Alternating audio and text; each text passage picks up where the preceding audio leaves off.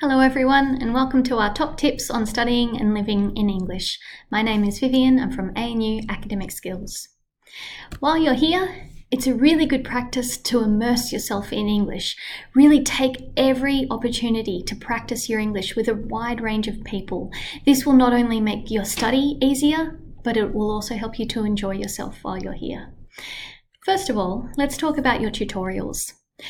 Tutorials are a place where you get to ask questions, where you get to really delve into the material in a lot of detail, to check your understanding. And there are often participation grades, which are based on how much you engage in the classroom. So get prepared for your tutorials. While you're doing the readings and while you're studying the lecture, think about what are the questions that you want to ask? What are the main ideas? What are the things that you want to know more about? What are the different opinions that people could raise in the tutorial, and how would you respond to those different opinions? Preparing for your tutorials and asking questions and talking to the tutor about those ideas can be really useful. You could also contact the tutor and the lecturer in their office hours to talk about any concerns or any questions or anything that you missed in the tutorials. Second of all, make sure that when you do your readings, you read actively. Think about what are the key ideas that the authors are pointing out. What are the reasons for their ideas and what is the evidence? Try and first of all get those main ideas before you start going into the details. If you understand the main ideas, it will make the details easier to understand. So concentrate on those main ideas first, and if you get stuck with vocabulary in the text, before looking it up in a dictionary, first of all, try to guess the meaning of the context. Academic language has particular meanings in the context of the text that might not be explained in a dictionary. So it's important to look at how does the author use that terminology? What do they mean by it? Have a look at that context first of all. Guess and ask questions about it. Ask your tutor, ask your classmates, what do they think it means? You can also look up things like academic readers. So a reader in a particular course, like a reader in psychology or a reader in biology or a reader in sociology. Those readers can help you to understand the academic language and the concepts that are explained.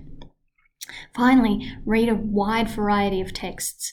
So not only read the recommended and the required readings in the course lists, but go beyond that. Look at readers, look at other papers in the field, try and get as much reading as possible that is relevant to the course themes. And this will help you to develop and immerse yourself in that academic language. Then think about the details. Think about the vocabulary. You can make a glossary as you go. Make a particular glossary for each of your courses, for instance, if you're studying 4 very, very different disciplines. And for each of those disciplines, think about what does this word mean in this particular context? What does it mean for this academic field?